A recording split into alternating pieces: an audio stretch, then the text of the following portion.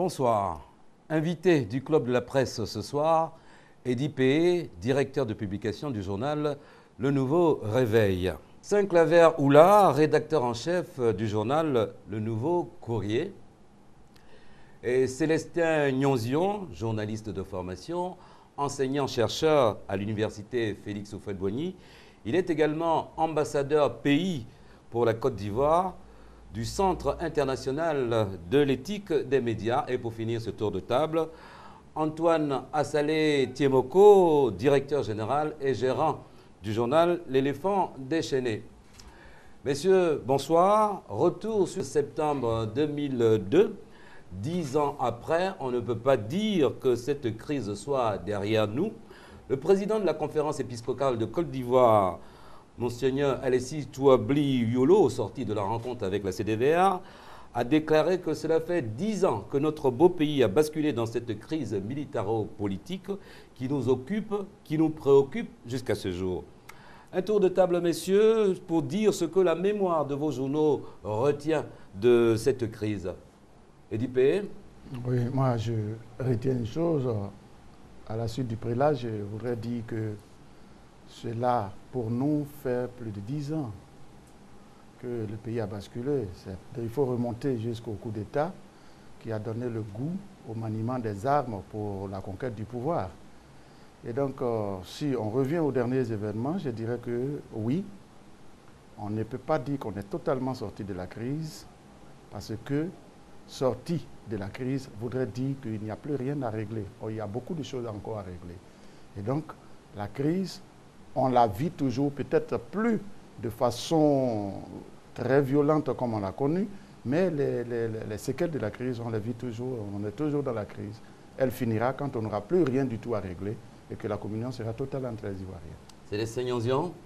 Oui, alors donc moi je dois dire que c'est quand même regrettable que il y a 10 ans de cela, notre pays ait été obligé de recourir quand même à cette sorte de violence-là pour revendiquer, enfin pour dénoncer des injustices. Donc je condamne le fait qu'on ait été obligé de prendre les armes pour dénoncer des injustices. Et cela a créé un antécédent fâcheux dans l'histoire de la Côte d'Ivoire. Et aujourd'hui, 10 ans après, on est encore en train de résoudre, de chercher à cicatriser les plaies et d'oublier cette crise-là. C'est vrai qu'aujourd'hui, nous sommes dans un processus de réconciliation nationale, mais il n'était pas nécessaire, en tout cas, de recourir aux armes pour essayer de faire entendre sa voix. On aurait pu éviter ça, mais aujourd'hui, ça fait partie du passé. Je pense qu'il faut regarder dans l'avenir. Et l'avenir, c'est la construction de la démocratie, c'est la consolidation de la démocratie, c'est de bâtir une Côte d'Ivoire, une société ivoirienne démocratique. Et je pense qu'aujourd'hui, c'est vrai, il y a des choses qu'on regrette. Donc il faut tourner la page, il faut regarder l'avenir, il faut essayer qu'on soit tous unis, bourreaux comme victimes, pour essayer de réunir les conditions de vivre ensemble dans ce pays qui est le nôtre à nous tous. Saint-Claver Oula. À la suite de mes prédécesseurs, je voudrais faire remarquer que ceux qui ont pris les armes dans la nuit du 18 au 19 septembre ont dit qu'ils venaient combattre l'injustice, la catégorisation des Ivoiriens, une certaine exclusion, et c'est ce pourquoi ils ont pris les armes. 10 ans après, est-ce que les raisons pour lesquelles ils ont pris les armes, est-ce que ces raisons-là ont totalement disparu? Je crois que non, ces raisons existent aujourd'hui et des plus belles. Il y a une catégorisation des Ivoiriens, il y a l'exclusion, il y a l'injustice qui a droit de citer. Vous remarquerez que dans des entreprises, des Ivoiriens sont licenciés à l'appel, à la place de qui on met d'autres Ivoiriens qui ne sont pas plus méritants. Vous remarquerez que dans des villes, dans des villages, il y a des Ivoiriens qui sont traqués. Vous remarquerez qu'il y a du 2 poids 2 mesures. Et par rapport à ce 19 septembre-là, le président Alassane Ouattara, entre les 2 tours de la campagne présidentielle, a promis aux Ivoiriens qu'il mettra sur pied une commission d'enquête pour savoir les raisons qui ont créé la rébellion, qui est derrière cette rébellion, qui a organisé cette rébellion, qui l'a financée. Et jusqu'à présent, nous attendons de voir que cette commission voit le jour pour comprendre ensemble avec tous les Ivoiriens pourquoi est-ce que dans cette Côte d'Ivoire qui est havre de paix, il y a eu une rébellion, il y a eu la prise des armes et aujourd'hui, cette violence-là continue de plus belle dans notre cité. On finit ce tour de table sur cette première question. Assalé Timoko. Voilà. Moi, ce que je voudrais dire, si on devrait faire un bilan de ces 10 années de crise, c'est d'utiliser le mot gâchis. Pour nous, c'est un immense gâchis. On n'aurait jamais dû procéder par cette manière pour conquérir le pouvoir d'État. Ceux qui ont estimé qu'il était de leur devoir, qui ont dit que les armes s'étaient imposées à eux et qui ont pris les armes pour revendiquer des questions politiques, aujourd'hui, ils sont tous là vivants, ils sont tous dans le gouvernement. Je pense qu'on fait le bilan ensemble. La Côte d'Ivoire n'est plus ce que nos parents ont connu. Ils ont vécu dans un pays de paix. Nous, notre génération est complètement, j'allais dire, dans la violence. Et tout ce qu'on nous laisse comme héritage, c'est la violence. On est dans la crise, ça fait 10 ans. On n'est pas encore sorti de la crise. Et tous les germes qui ont déclenché cette crise, petit à petit, sont en train de s'installer encore. On n'en fait pas attention, mais ça commence à revenir. Et donc, je pense qu'on devrait de plus en plus commencer à se dire qu'il faut mettre fin à tout ça définitivement. Alors, 10 ans après, la rébellion n'a pas livré tous ses secrets. Je me fonde sur les questions que se pose l'intelligent d'Abidjan dans son édition de mercredi. Comment cette opération a été montée? Qui l'a financée et d'où est venu l'argent? Avec le recul et l'expérience professionnelle, quel regard portez-vous sur les investigations de la presse à cette période, timorée, incomplète ou conforme? Qui c'est qui veut se lancer? Nous, par exemple, au Nouveau Courrier, nous nous sommes référés aux différentes révélations faites par le sergent-chef Ibrahim Koulibaly lorsqu'il était du commando invisible à Abobo. Il a fait un certain nombre de révélations dans lesquelles il a dit qu'il s'était brouillé avec son patron de l'époque, le général Guéhi, et que, étant attaché de défense à l'ambassade de Côte d'Ivoire au Canada, il a dû rendre sa démission pour se retrouver au Burkina Faso.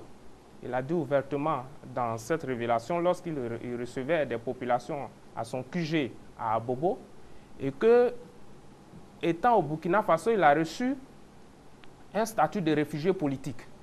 Et c'est à la faveur des élections que le président de l'époque a jugé calamiteuse qu'il a pu monter une opération contre le camp d'Akouedo où étaient emprisonnés ses compères qui avaient effectué le coup d'État de 99 qui a fait partie le président Henri Konan Bédié. Et c'est comme ça qu'il a pu faire rentrer ses camarades militaires au Burkina Faso. Alors, quelle est la crédibilité de ces propos et sur quoi vous vous fondez pour dire ça? Je me fonde sur les propos d'Ibrahim Koulibaly lui-même. Oui. Les vidéos existent, ça a été filmé, ça existe partout sur la toile. Ce sont des éléments de preuve que vous pouvez mettre à disposition. Effectivement, il y a des gens qui étaient là et nous avons approché des gens. Il y a Leslie Varenne même qui a fait sortir un bouquin qui existe sur le marché. Effectivement, il a dit que la rébellion a été montée par lui et avec l'aide d'un certain nombre de personnes. Okay. Maintenant, nous aimerions nous fier sur la commission d'enquête que le président Alassane Ouattara a promis aux Ivoiriens pour avoir la conscience tranquille sur cette histoire de rébellion. Alors, la question que je vous posais, c'était eu égard à votre travail de journaliste, en me demandant si vous avez le sentiment que les investigations qui ont été menées par la presse l'ont été à fond, ont été timorées ou conformes. Eddy P. Ben moi, je dirais que chaque organe de presse a ses cibles d'investigation, a ses sources, a ses manières et sa méthodologie d'investiguer. Ce que nous, on retient, quant à nous, au Nouveau Réveil, pour reprendre le mot de Assalé tout à l'heure, nous constatons le gâchis. Voyez-vous, lorsque pour la première fois les armes devaient intervenir dans la politique ivoirienne pour soit faire partie un président et en installer un autre, il se trouvait des hommes politiques qui réclamaient la démocratie en Côte d'Ivoire pour applaudir cela. Certains ont parlé même de l'expression de la démocratie. Quand la démocratie est bloquée, il faut des armes pour la débloquer. Et ceux qui, à ce moment-là, écoutaient attentivement, mais qui avaient la possibilité de prendre les armes à leur tour, n'ont fait qu'appliquer cela. Aujourd'hui, est-ce qu'il fallait prendre les armes pour ne serait-ce que faire partie d'un président qu'on taxait de dictateur? les 10 ans nous prouvent que non. Aujourd'hui, au nouveau réveil, pour nous, c'est là l'essentiel. Que faut-il faire pour bannir à jamais l'envie de prendre des armes? Et c'est dans cela que les gouvernants actuels doivent mettre tout en œuvre pour que lumière soit faite sur ce qui s'est passé depuis 1999 jusqu'au 11 avril 2011 pour que chacun des Ivoiriens prenne conscience qu'en fait, on n'a pas besoin d'armes pour que la politique avance comme il se doit. Célestin Nionzian, une réaction sur cette question? Est-ce que j'aimerais dire par rapport à la question des investigations de fond sur les origines de la crise, de la rébellion, pardon, quels sont ceux qui ont financé la rébellion? Je ne pense pas qu'un média ivoirien ait été capable de fournir aux Ivoiriens des preuves, des vérités par rapport à ceux qui ont financé la rébellion. On sait qu'il y a des personnes qui se sont mises devant la rébellion qu'on connaît aujourd'hui, qui exercent des responsabilités importantes aujourd'hui dans notre pays. Mais qui a réellement financé la rébellion? Je n'ai pas encore vu un média nous le dire. Et c'est pourquoi, d'ailleurs, je soutiens l'idée de Oula par rapport à la promesse du chef de l'État d'établir, d'aider les Ivoiriens à savoir à travers une enquête de la rébellion, des causes de la rébellion, de dire la vérité, de dire que la vérité éclate, qu'on sache vraiment qui a financé la rébellion, quels sont ceux qui étaient derrière cette rébellion, en dehors de ce qu'on a vu, et de telle sorte que la vérité puisse éclater. Ok. En attendant cette enquête, l'enquête sur la mort du général Guéhi peut constituer une clé importante pour comprendre la crise de 2002. Le procureur militaire a annoncé que le cardinal Bernard Agré sera entendu. Précisons que selon son propre témoignage, dans le livre écrit par le journaliste Francis Debris, il dit que s'il avait été là, le général ne serait pas mort. Son audition peut éclairer cette affaire, Antoine? Moi, depuis que l'annonce a été faite de l'ouverture d'une enquête sur la mort du général Guéhi, moi, le sentiment que j'ai, c'est qu'il faut que les gens essaient de nous prendre un peu au sérieux. On a écouté un peu les déclarations du procureur militaire, et nous, on a même écrit à l'éléphant déchaîné qu'on est surpris que c'est maintenant qu'il en parle. Pendant 10 ans, il était procureur militaire, M. Babo Laurent. Je ne me souviens pas qu'il a une fois eu l'intention de faire une enquête sur la mort du général Guéhi. Pourquoi? Pourquoi est-ce que pendant 10 ans, il a été procureur militaire sous M. Babo Laurent, il n'a pas voulu faire une enquête? Est-ce qu'on l'en a empêché? C'est une question d'opportunité. Oui, mais attends. Aujourd'hui, quand il en fait une sorte de récupération pour dire qu'on va faire une enquête, on va entendre telle personne, je dis c'est de la plaisanterie. On aurait pu dire aux Ivoiriens depuis 10 ans qui a tué le général Guéhi. Ils auraient pu faire des enquêtes. Maintenant, ils veulent le faire. D'accord? Le cardinal Agré, qui doit être entendu. Mais le livre est sorti il y a longtemps. Au niveau de quand j'étais à l'époque, on a fait une analyse de ce livre où on avait dit que c'était un condensé de contre-vérité qui avait été mis dans ce livre. Maintenant, pourquoi maintenant on veut entendre? Il a déjà dit c'est dans son livre. Qu'on lise le livre et puis bon, on prend acte. Maintenant, l'entendre en tant que général, il dit qu'il n'était pas là quand on tuait le général Guéhi. On va l'entendre, qu'est-ce qu'il va dire de plus par rapport à ce qu'il a dit dans son livre. Donc, moi, je pense que, et pour en revenir à la question de l'origine de la rébellion, je pense que c'est un serpent de mer. Il y a des débats qu'on ne devrait même plus faire parce qu'on ne saura pas qui a financé cette rébellion. On ne nous dira jamais qui l'a fait. Même si on a des soupçons sur des gens. Pour éclairer l'histoire. Oui, mais justement, mais on ne nous dira pas ça. Il faut qu'on se mette d'accord. On ne saura jamais qui a financé cette rébellion parce que personne n'a intérêt aujourd'hui à savoir, à faire en sorte qu'on sache qui a financé cette rébellion. Puisque ceux qui l'ont menée sont aux responsabilités de l'État. Une réaction, Célestin? La réaction par rapport à l'audition du cardinal Agré et par rapport au fait que ce soit maintenant que la commission, enfin une enquête soit menée pour déterminer qui a tué le général. Je pense que c'était une question de contexte. Le contexte sous l'Ancien Régime, certainement, ne se prêtait pas, puisque peut-être que ça n'arrangeait pas certaines personnes qu'en ce moment-là, on fasse l'enquête, que la vérité éclate. Peut-être que le contexte ayant changé, peut-être que maintenant, c'est opportun. Donc, il n'est jamais tard pour savoir la vérité. Maintenant, l'audition du cardinal Agré, je ne crois pas qu'elle puisse changer grand-chose. Grand-chose. Peut-être que lorsque le cardinal dit, si j'étais là, peut-être qu'il ne serait pas mort. Bon, je ne sais pas, peut-être qu'il allait dissuader ou bien peut-être qu'il allait aider le général à se cacher mieux. Je ne sais pas, mais en tout cas, je ne crois pas que son édition puisse changer grand-chose. Peut-être en tant que témoin, puisque On se rappelle que c'est de la cathédrale, d'après ce qu'on a écouté, on a lu, c'est de la cathédrale que le général aurait été extrait. Peut-être qu'en tant que cardinal, en tant que patron de la cathédrale, peut-être qu'il aurait empêché les militaires d'emporter le général Gueye, peut-être qu'il aurait fait. La question de l'enquête, même de façon générale, il faut dire que l'ex-directeur de cabinet du ministre d'alors, Émile Boga Doudou, qui a été tué aussi dans la nuit du 18 au 19 septembre, a levé un point de voix. Il a dit que...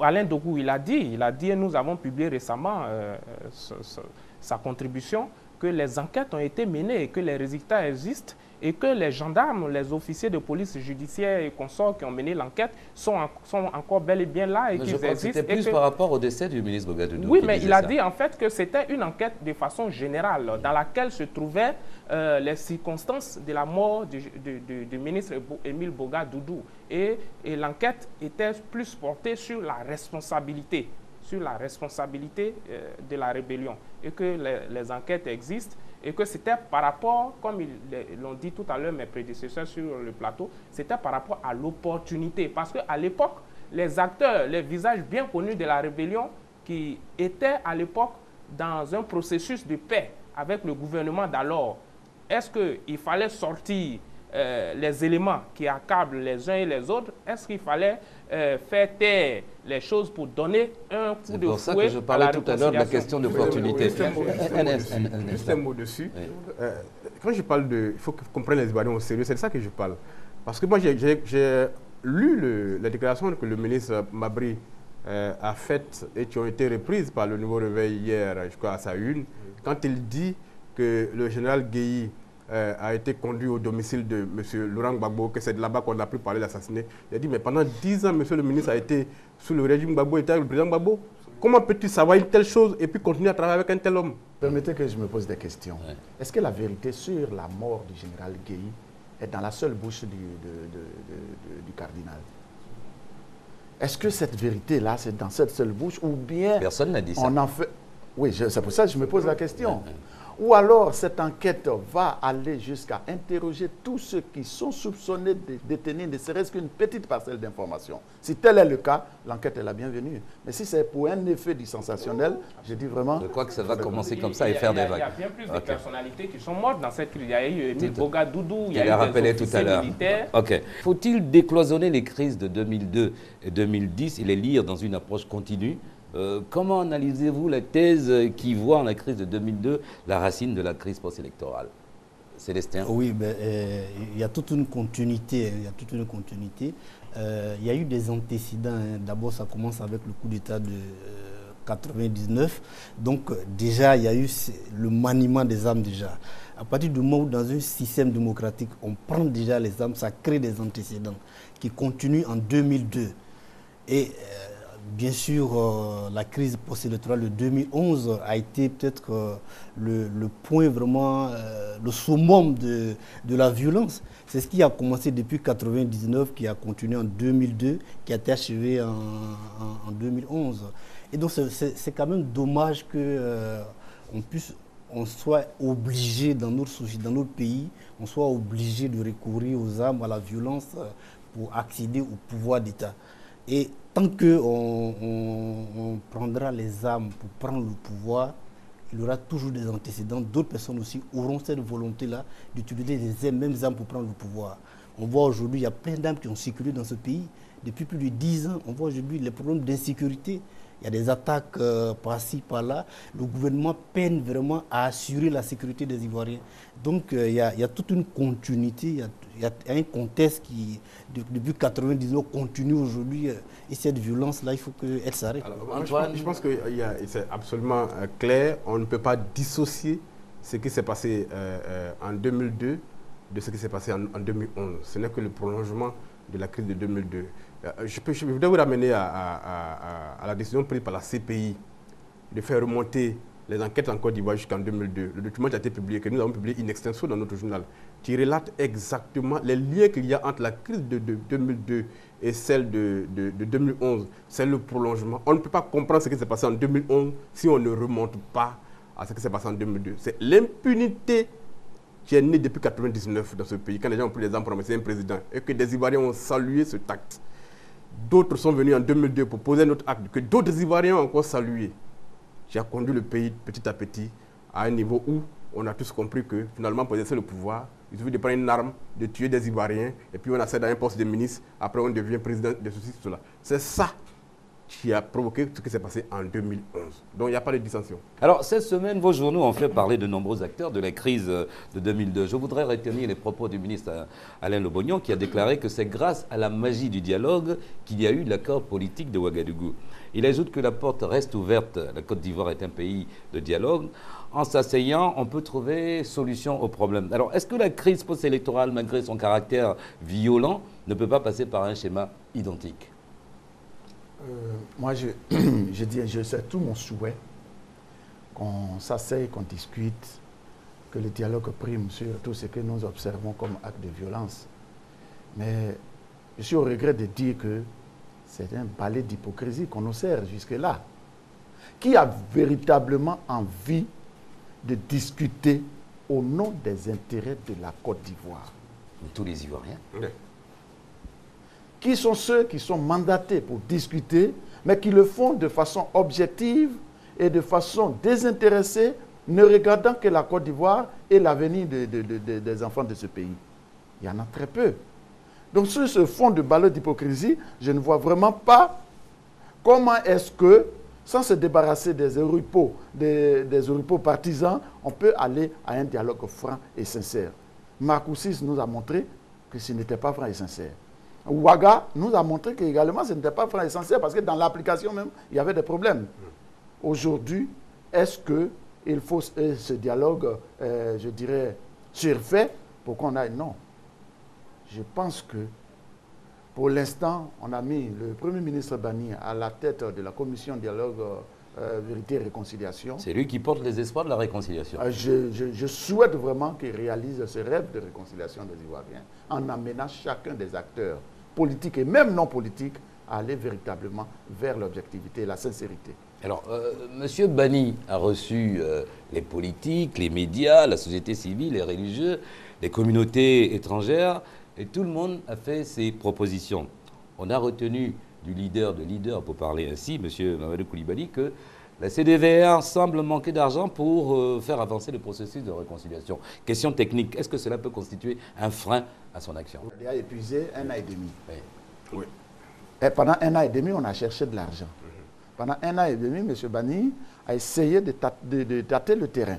Il a eu ses retours. Maintenant, il se pose un problème d'argent. Donc, il se pose un problème de volonté politique de donner l'argent à la CDVR. Absolument. Alors, M. Mamadou Koulibaly lui a suggéré de commencer par les discussions entre les hommes politiques comme alternative, parce qu'ils ne se parlent pas et ils vivent dans la méfiance. On n'a pas besoin d'argent pour ça. On n'a pas besoin d'argent pour ça, mais pour revenir à la CDVR, je pense que on a noté quand même une précipitation. On venait à peine de sortir de la crise, on met sur pied cette commission-là, et peut-être qu'on n'a pas pensé à ce qu'elle devrait faire et que ces activités avaient besoin de moyens conséquents pour être exercées. Donc c'est ce qu'on constate aujourd'hui. On observe aujourd'hui que pendant 1 an, plus d'1 an qu'elle existe, il y a des observateurs qui disent qu'elle n'a rien fait, elle n'est pas visible, elle ne communique pas bien, on ne sait pas quel rôle elle joue. Donc je pense qu'il y a eu une sorte de précipitation dans la mise sur pied de cette commission-là, même si il fallait qu'on discute, il fallait que les Ivoiriens discutent, dialoguent entre eux. Et effectivement, pour le dialogue politique n'a pas forcément besoin de moyens, dans la mesure où aujourd'hui ce qu'on constate, et c'est ce que je pense, il faut que l'exécutif veuille véritablement dialoguer avec l'opposition. Parce que vous vous rappelez l'observation que j'ai faite lorsque, en 2002, il y a eu la rébellion. Je pensais que le président Gbagbo, en ce moment-là, s'il avait discuté directement avec la rébellion, ce qui a été fait finalement avec les accords, le dialogue direct à Ouagadougou, je pense qu'on aurait gagné du temps. Donc aujourd'hui, peut-être que c'est de demander à l'exécutif de vouloir dialoguer franchement avec l'opposition. Alors c'est une question d'étape. Les propositions qui ont été faites à M. Bani, c'est de ces propositions-là que le chef de l'État devrait tirer les grandes décisions que nous attendons. Alors en cela, l'interrogation que vous portez sur votre journal EDIPE m'intéresse. Vous vous êtes demandé, mais que peut faire le président Ouattara face à ce que vous avez qualifié de préalable du FPI? Oui, effectivement, il y a des préalables. Le FPI dit qu'il faut libérer d'abord le président Gbagbo, il faut faire venir ceux qui sont en exil, il faut libérer les prisonniers qui sont là. Ce sont des préalables. Le FPI, dans son entendement, des préalables non négociables.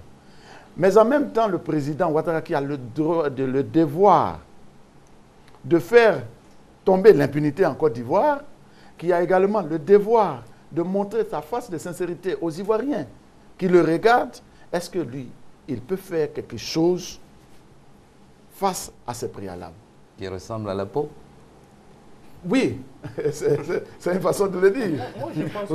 Moi, je pense que vous savez, la résolution de notre crise là, manque de sincérité de la part de nos hommes politiques. Ils ne sont pas vraiment disposés.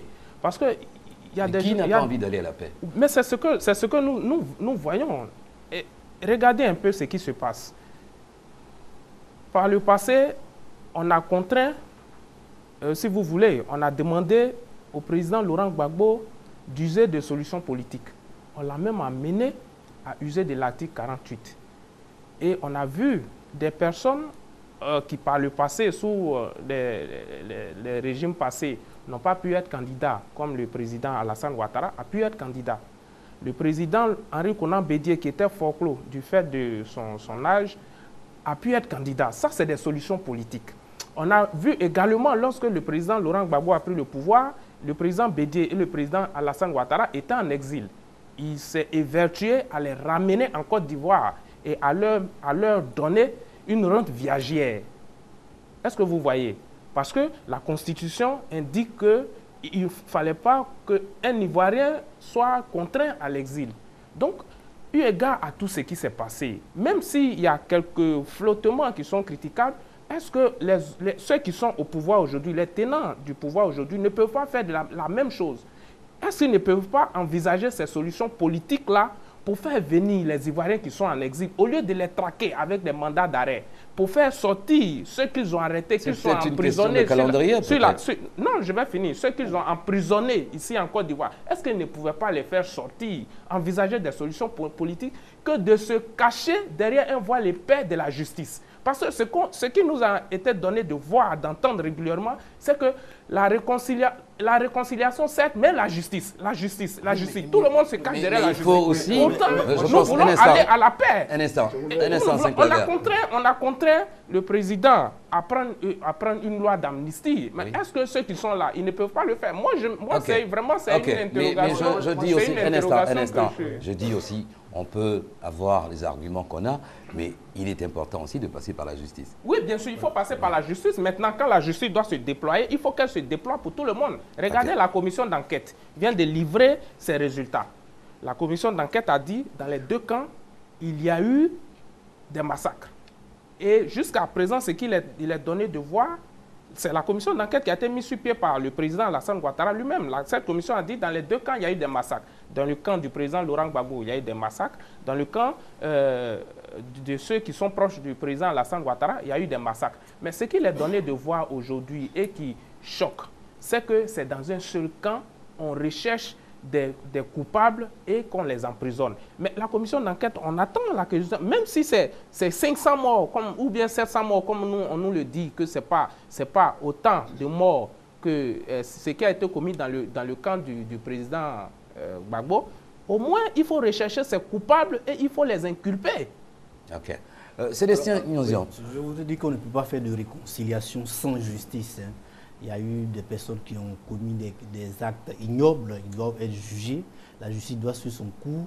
Je me rappelle, lors du passage du chef de l'État à l'Ouest, il a dit que la justice suit son cours, Peut-être qu'après, si quelqu'un est condamné, que le chef de l'État peut user de son pouvoir. Il avisera. Oui, il avisera. Laissez-le terminer, Saint-Claver. Et puis par rapport au cas de l'ancien président Laurent Gbagbo, ce préalable, je ne sais pas, à partir du moment où l'ancien chef de l'État est à la CPI, je me demande si les autorités ivoiriennes peuvent encore aller intervenir au niveau international pour le faire revenir. Donc, je pense que c'est un dossier qui est clos. Il faut peut-être raisonner sur d'autres sujets. Par exemple, faire venir les Ivoiriens qui sont en exil, d'accord. Mais dire de faire venir l'ancien chef de l'État, ça va créer quand même... Alors justement, un instant. Célestin, vous me donnez l'occasion de vous interroger par rapport aux travaux que vous faites sur l'éthique des médias. Et en entendant sur ce plateau tous les propos, est-ce que vous avez lu dans la presse, comment on peut être éthique en contexte post-électoral? Donc, post-crise, pardon. En fait, je ne pense pas que le journal, il y ait des moments, des périodes pour être éthique. Le journaliste doit respecter son code d'éthique et de déontologie en tout temps, que ce soit en période de paix, en période de guerre. C'est-à-dire, il y a des règles de métier qu'il faille respecter en tout temps. Peut-être qu'en période de crise, notamment durant la crise post-électorale, on a vu des journalistes qui ont fait vraiment des efforts pour faire sortir leurs journaux. Ils ont utilisé des technologies, il y a des journalistes qui ne pouvaient pas aller dans les rédactions, qui sont restés à la maison, qui ont envoyé des emails, donc qui ont travaillé. Donc la question d'éthique n'est pas une question de contexte, de conseil de paix, de crise. Il faut être éthique en tout temps, en ce sens. Mais si je prends un raccourci pour dire comment vous qualifiez les défauts de la presse, je retiens une presse injurieuse qui insiste à la violence et à la xénophobie, mais aussi une presse qui est muselée par les institutions politiques, de sorte que les acteurs ont du mal à se défaire des chapelles politiques. À vous lire, c'est à désespérer dans la presse. Bon, enfin, c'est un contexte. Hein. Vous savez, les questions d'éthique, lorsqu'on parle d'éthique, on parle de comportement, on parle de changement de comportement. Et le changement de comportement est un processus. C'est vrai, lorsque on fait un parcours, hein, on regarde 10 ans, depuis 10 ans, je prends seulement 10 ans, il y a eu des améliorations quand même. Aujourd'hui, il y a des organes de régulation et d'autorégulation qui essaient tout de même de rappeler la presse et les médias à l'ordre. Donc c'est vrai que la presse est injurieuse. On remarque en Côte d'Ivoire qu'il y a une trop grande politisation des médias, de telle sorte qu'il est difficile d'avoir une presse alternative. Alors que le journaliste, normalement, il doit être la voix des sans-voix. Est-ce qu'aujourd'hui en Côte d'Ivoire, on peut dire, on peut trouver des médias qui sont la voix des sans-voix? Ils sont là. Ça dépend de quel côté on est. Mais toujours est-il que les médias ivoiriens... Ça dépend du côté de la languette alors. Ça dépend de quel côté on est. Il ne doit pas avoir de côté en fait. On doit être toujours... Non, toujours est-il que les médias ivoiriens ont fait des efforts considérables. Ça, il faut le remarquer. Depuis ce qu'on a appelé le printemps de la presse en 90 jusqu'à maintenant, il y a eu quand même des avancées. Les médias ont fait ce qu'ils pouvaient pour accompagner les différents processus. Mais qu'on retienne une chose, les journalistes à eux seuls ne peuvent pas faire la paix totale d'un pays tant que la volonté politique n'y est pas, tant que les hommes politiques, eux, s'arment pour s'attaquer. Les journalistes ne peuvent rien. Il faut qu'on le retienne. Alors, l'éthique, c'est une affaire de société. Juste un mot pour que les téléspectateurs comprennent bien. Rapporté à une actualité du jour. La publication par le journal français Charlie Hebdo des caricatures du prophète Mohammed. Où est la place de l'éthique par rapport à cela en comparaison avec le droit d'information? Ok, alors donc, cette question pose en fait deux problèmes, deux observations. Il y a d'abord le problème de la liberté d'expression même. Jusqu'où on peut être libre, jusqu'où on peut tout dire. Et puis il y a aussi la question du respect religieux, du respect des religions. Au nom de quoi, moi, journaliste, je dois, au nom de la liberté de presse, de la liberté d'expression, m'attaquer à des symboles fondateurs d'une religion.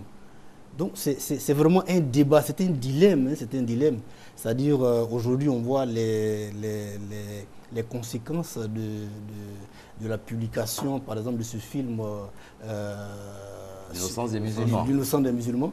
On voit aujourd'hui les conséquences. Donc selon les contextes, il faut quand même un peu mesurer certains axes, mesurer les écrits, penser au fait que le travail de journaliste, de professionnel des médias, c'est pour participer à la construction d'une société paisible, à la promotion de la dignité humaine. Donc, par rapport à Charlie Hebdo, je pense que c'était pas, le contexte ne s'y prêtait pas. Ok. Saint-Claver Oula, on va parler du JV11 après la suspension des sanctions imposées par le CNP. C'est plus une suspension ou une levée des sanctions? C'est une suppression des sanctions. Si vous voulez que je m'exprime ainsi. Non, je me fonde sur de... Oui, en fait, c'est pour vous dire quoi? Que c'est à juste titre que le CNP a levé la sanction qui nous frappait. Vous savez, le CNP nous dit que de décembre à avril, une période de l'histoire de notre pays, une histoire officielle de notre pays, le CNP dit que les événements qu'il y a eu pendant cette période-là. Ce n'est pas le CNP qui dit. Oui. C'est une ordonnance qui rend illégal le gouvernement de la période dont vous parlez. Cher René, cette ordonnance, elle est contestable. Les juristes pourront épiloguer là-dessus. Parce qu'au cours de cette période, il y a eu des naissances, il y a eu des actes de naissance qui ont été établis. Il y a eu des mariages, des actes de mariage ont été établis. Il y a eu des opérations financières. Les fonctionnaires même ont été payés. Alors qu'on nous dise que ces actes de naissance, ces actes de mariage, ces opérations financières qui ont été établies durant cette période sont illégaux. Ça n'a pas existé. Bon, ça, les juristes pourront épiloguer là-dessus. Ou à défaut, on supprime et on fait un rappel des fonctionnaires. Ou bien on poursuit les fonctionnaires pour recel. Donc, ça, au finish, les sanctions sont levées. La sanction est levée. Mais ce que je vais vous dire, pourquoi nous sommes victimes d'injustice et que c'est à justice que le CNP... Très rapidement, parce que nous avons d'autres choses. Parce que vous voyez, les mêmes erreurs qu'on nous reproche, ces mêmes erreurs sont commises par les autres confrères. Vous voyez, le Patriote, du 9 septembre. Oui. Le Patriote, on nous dit que ces personnalités, durant cette période, n'ont pas eu ce titre. Le Patriote nous dit qu'on est Katina, ex-ministre. Bon, c'est fini, c'était juste un éclairage. Oui, c'était juste un éclairage. Oui. Mais, et puis encore, pour subir une sanction, le CNP doit vous notifier la décision. Nous n'avons pas eu de notification. Ce que nous avons constaté, c'est lorsque nous nous sommes rendus à l'imprimerie ou chez le distributeur, que ces personnes-là nous disent on a reçu une décision, vous avez été sanctionné. Vous voyez? Donc c'est pourquoi nous disons que nous sommes victimes d'arbitraire, d'injustice. Parce qu'on nous dit à nous, journalistes qui sommes historiens de notre époque, de ne pas parler d'une époque. Mais les historiens, dans 10, 15, 20 ans, ils parleront de cette époque et ils diront, pendant cette époque, des personnalités qu'il y a eu, c'est tel qui a eu tel titre, c'est tel qui a eu tel titre. La cause est entendue. La cause est entendue. Oui, très rapidement, messieurs. Je voulais dire qu'on l'a écrit quand il y a eu ces sanctions contre les journaux bleus. Nous, on l'a écrit, on a même décerné notre médaille au CNP pour dire la liberté de la presse, elle n'est pas discutable. Ça, on est tous d'accord dessus. Mais en même temps, cela appelle de notre part beaucoup de responsabilités. Aujourd'hui, quand j'entends les critiques de nos confrères de la presse bleue, et puis surtout la conférence de presse qu'a animé le secrétaire général du FPI, M. Richard Kodjo, il a dit mais il faut un peu de modestie dans les critiques. Parce que l'histoire est quand même assez récente. Il n'y a même pas encore 2 ans, de la période de décembre 2010 à avril 2011.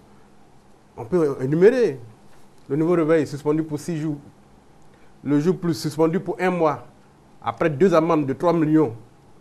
Le mandat suspendu pour 26 jours. La même période, du 18 février 2011 au 25 mars 2011, tous les patrons de presse ont été à la police criminelle, y compris moi-même. Donc on était tous traqués dans cette période-là. Donc on ne peut pas dire qu'aujourd'hui il y a plus d'injustice qu'il y a eu hier. C'est pour dire que nous devons tous être responsables. Le CNP sanctionne tout le monde au même niveau. Donc il n'y a pas une presse qui est plus ciblée que notre presse. C'est pour ça que je dis qu'il faut qu'on fasse preuve de modestie dans ce qu'on écrit. Et donc, une faute a été commise par notre voix. qui a été sanctionné par le CNP, venir la reprendre, même si c'est pour un acte de solidarité, mais ça va entraîner la réaction du CNP. Vous dénoncez la méthode. Voilà, Okay. c'est tout. Non, cher Non, confrère, Saint-Claver, vous êtes déjà... Ça dit de façon générale. Saint-Claver. De façon générale, vous nous le ne dites. disons Saint-Claver, pas- un instant. nous- Vous êtes déjà exprimé sur ces Ok. questions. On va Je laisser... voulais dire à nos confrères Oui.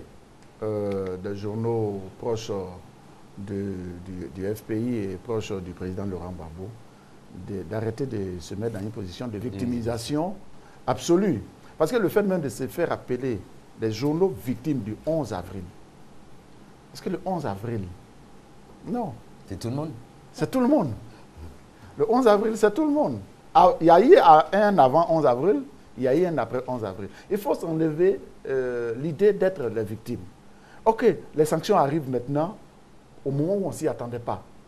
Le CNP a-t-il bien agi, a-t-il mal agi? Chacun va apprécier en fonction de la loi que chevauche le CNP.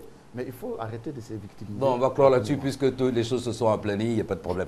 Je voudrais vous signaler qu'on a enregistré cette semaine de nouvelles attaques contre les FRCI à Noé, à la frontière avec le Ghana, et à Port-Boué contre des gendarmes et des policiers. On ne connaît pas encore les auteurs, mais cela va créer une psychose au sein des populations. Ça devient récurrent. Ce qui est le plus inquiétant, c'est que ça remet en cause les déclarations de nos autorités qui disent avoir arrêté ceux qui ont attaqué quand il y a eu les autres attaques. Ça remet en cause ce qui a été dit jusque-là. Parce que nous, on l'a toujours écrit, est-ce que nous ne sommes pas en train de commettre une erreur grave en laissant les vraies causes pour aller nous attaquer aux problèmes superficiels? On a dit que tous ceux qui ont attaqué à Kwedo ont été arrêtés. Ça a été écrit dans la presse ici. Ceux qui ont fait les opérations à Dabou, on nous a dit qu'ils ont été tous arrêtés. Et que c'est le camp de M. Gbagbo qui attaque. M. Douati et d'autres personnes sont en prison. On a tous dit ça. Et puis voilà, le jour où le chef de l'État va pour rendre hommage aux personnes qui ont été tuées pendant cette période, d'autres attaques reviennent. Ça pose le problème de est-ce que la vérité est dite aux Ivoiriens quand ces attaques sont posées? Est-ce que ceux qui sont arrêtés qu'on nous présente sont vraiment ceux qui ont fait ces opérations? Parce que ça semble tellement flou qu'on a l'impression qu'on est en train de jouer avec nos vies. Et donc, ça soulève beaucoup d'interrogations.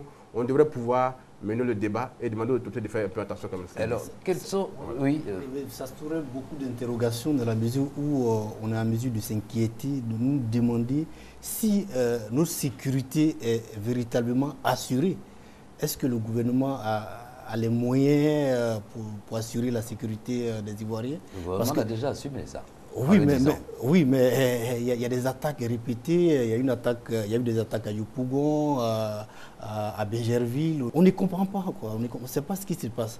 Est-ce que le gouvernement a les moyens d'empêcher ces attaques-là? Est-ce que le gouvernement est en mesure d'assurer notre sécurité? Je crois que la question qu'il faut se poser, c'est de dire quelles sont les dispositions nouvelles qu'il faut prendre pour parer ce genre de... Le général du corps d'armée Soumaïla Bakayoko, oui, à la cérémonie d'hommage aux victimes le vendredi, du moins le jeudi, au camp Galéni, a dit ceci: chers camarades, vous êtes tombés pour la liberté de la Côte d'Ivoire. Nous saurons réagir pour rester dignes dans le combat que vous avez mené et mettre hors d'état de nuire tous ceux qui s'attaquent aux Ivoiriens. Et c'est ce même soir qu'il y a eu des attaques à Port-Boué, ça veut dire à l'intérieur des corridors érigés à Abidjan. Vous voyez ça comme de la provocation? Non seulement c'est de la provocation, mais c'est un pied de nez. Alors ça nous amène à poser la question, est-ce que les dissolutions sont véritablement prises? Si oui, pourquoi ces infiltrations? Alors le verre est dans le fruit. Ou alors, quels sont les rapports relationnels entre la Côte d'Ivoire et ces pays limitrophes? Le Ghana, le Libéria, où on ne tarde pas à jeter un coup d'œil lorsqu'on dit que telle frontière est attaquée. Quels sont nos rapports avec le Ghana et le Libéria à l'heure actuelle en matière de sécurisation de nos frontières? Donc, ce que je veux dire, c'est que, véritablement, il faudrait que l'armée parle moins, mais qu'elle prenne toutes les dispositions. La grande muette. Oui, c'est la grande muette. Il ne faudrait pas qu'elle soit la grande bavarde. Et puis, au moment où elle est en train de nous parler, des actes se produisent. Donc, que l'armée parle moins, qu'elle applique. Et quand on sera au résultat fiable, qu'on nous les présente de bonne foi, Voilà ce qui s'est passé. Mais à partir de ce moment, vous êtes en sécurité. Alors on peut dormir tranquille. Merci. Le ministre de l'Éducation nationale a décidé que dorénavant, il n'y aurait plus d'activité politique et syndicale au primaire et au secondaire.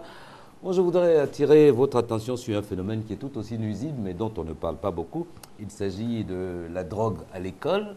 En avez-vous eu connaissance dans vos journaux? Est-ce que vous avez couvert des cas comme ça? Bon, en ce qui nous concerne particulièrement au Nouveau Courrier, nous n'avons pas investigué sur un cas pareil. Mais ce qu'il faut noter aujourd'hui, c'est vraiment la dépravation des mœurs et le phénomène récurrent de la drogue, de l'alcool même. Nos jeunes aujourd'hui s'intéressent plus à ces phénomènes-là qu'à d'autres phénomènes, c'est-à-dire le suivi à la maison, à l'école, les parents qui laissent le suivi aux enseignants, les enseignants aussi qui ne peuvent pas suivre tout le monde à la fois puisqu'ils ont une multitude d'élèves sous leurs bras. Cela pose véritablement un problème. C'est un problème social, un problème d'éducation même de façon générale de notre société. Moi, je voudrais surtout rebondir sur ce que vient de dire Claver Oula.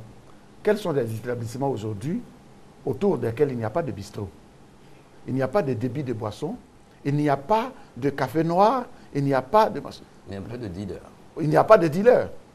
Et quels sont ces établissements qui prennent la peine de fouiller au moins les trousses, ne serait-ce que les trousses des élèves qui arrivent tout en sueur et qui veulent rentrer comme ça?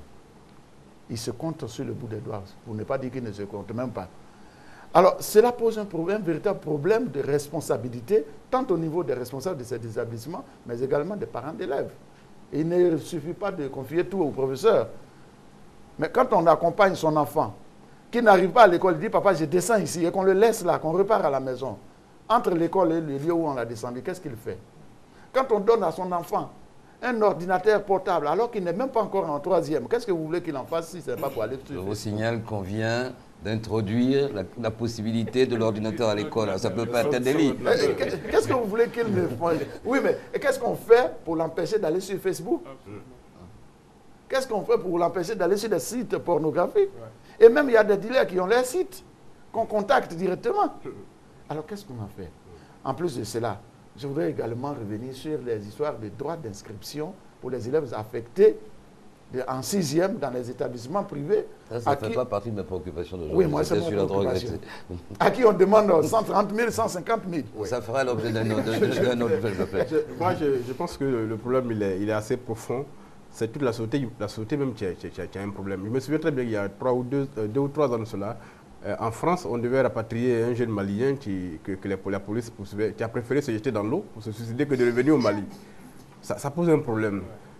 Dès que les 18 heures, vous voyez ces petites filles de 12 ans qui sont au bord de la route, qui sont en train de se prostituer, vous voyez ces jeunes gens, des garçons qui se prostituent maintenant, ça pose le problème de quel est l'espoir que l'État offre aux jeunes. Il n'y a plus de perspective. Que les parents aussi. Que les parents aussi, bien sûr. Que les parents aussi. L'État ne peut pas être seul responsable. Bien sûr. Mais il n'y a plus de modèle, il n'y a plus de valeur. Pourquoi voulez-vous que les gens se tuent à étudier pendant qu'on ne valorise pas ceux qui travaillent?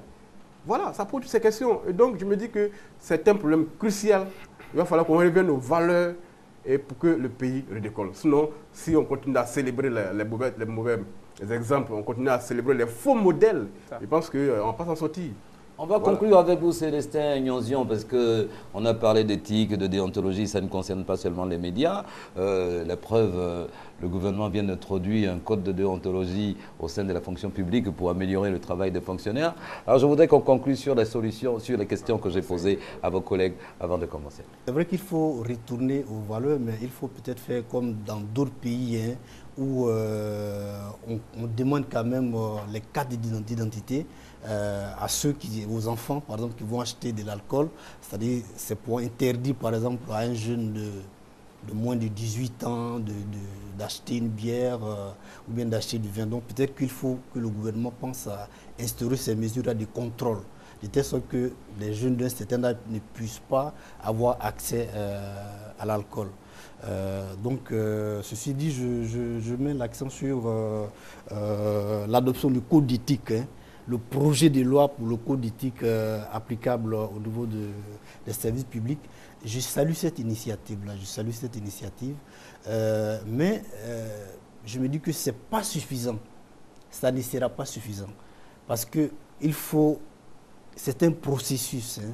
Il faut d'abord expliquer ce code-là aux fonctionnaires et puis il faut arriver à un système où il y ait en Côte d'Ivoire une sorte d'éthique du service public. Il faut qu'il y ait une éthique du service public. Il y a cet ordre du mérite qui institue aussi et qui va se fonder sur la reconnaissance du travail de l'individu et tout ça. Ça peut constituer un déclic. Oui, ça peut constituer un déclic. Et puis, il faut aussi que, vous savez, nous sommes aujourd'hui dans une société démocratique ou en voie de démocratisation. Or, l'un des aspects, l'un des critères sur lesquels on juge une société démocratique, c'est un état de droit. C'est-à-dire l'existence d'un état de droit, un état où tout le monde n'est pas, où il n'y a personne au-dessus de la loi. Tout le monde a les mêmes contraintes, les mêmes devoirs. Tout le monde a les mêmes contraintes. J'apprécie l'avènement de ce gouvernement. Les ministres, lorsqu'ils ont été nommés, on a appris qu'ils ont fait des serments sur la base d'un code d'éthique. Non, ils l'ont fait, on l'a vu à la télévision. On l'a vu. Non, je vais terminer. Alors, mais est-ce qu'aujourd'hui, après plusieurs mois qu'ils sont là, est-ce qu'il y a des contrôles? Est-ce qu'ils appliquent eux-mêmes leur code d'éthique et de déontologie qui se sont fixés avant de passer aux fonctionnaires publics? Alors, donc, il faut qu'eux-mêmes, c'est vrai, c'est un bon exemple. Bien sûr. Il faut qu'eux-mêmes, ils appliquent le code d'éthique et de déontologie. Ça va être un modèle. Oui. Parce que vous savez, lorsque celui qui est au sommet, votre chef, c'est-à-dire le management, ça commence d'abord par des exemples.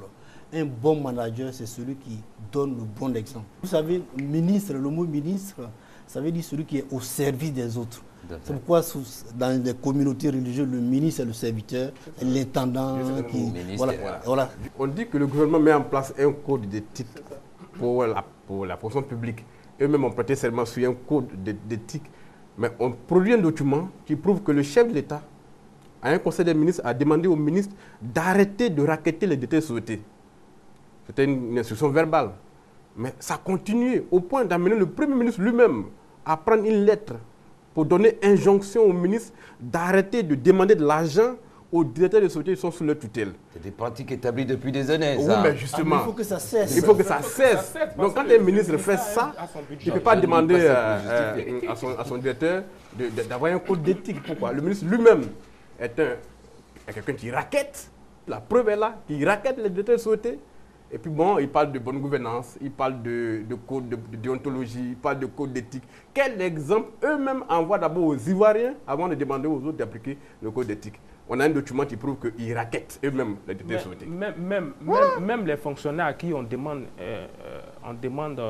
de faire cas d'éthique, c'est vrai. Effectivement, le constat est clair aujourd'hui, c'est que dans les administrations publiques, il y a des fonctionnaires qui viennent au travail à 11h, qui retournent à midi. Les horaires sont codifiés maintenant. Oui, les horaires sont codifiés, mais ça continue toujours. Mais en même temps, quand vous demandez un rendement aux fonctionnaires, il faut mettre les moyens à leur disposition. Il faut qu'ils aient les moyens. Cela pose aussi le problème de l'appropriation des codes d'éthique par les journalistes ivoiriens. On demande aux journalistes ivoiriens, par exemple, moi je critique ça, de ne pas accepter les per diem, de ne pas prendre de l'argent lorsqu'ils vont couvrir des manifestations. Mais je dois aussi avoir l'honnêteté de dire qu'il y a des journalistes qui n'ont pas de salaire. Mesdames et messieurs, c'est ici que l'on s'arrête. Prochain rendez-vous du Club de la Presse dimanche. Après le flash de 18h, c'était un plaisir d'avoir été en votre compagnie. Bonne soirée.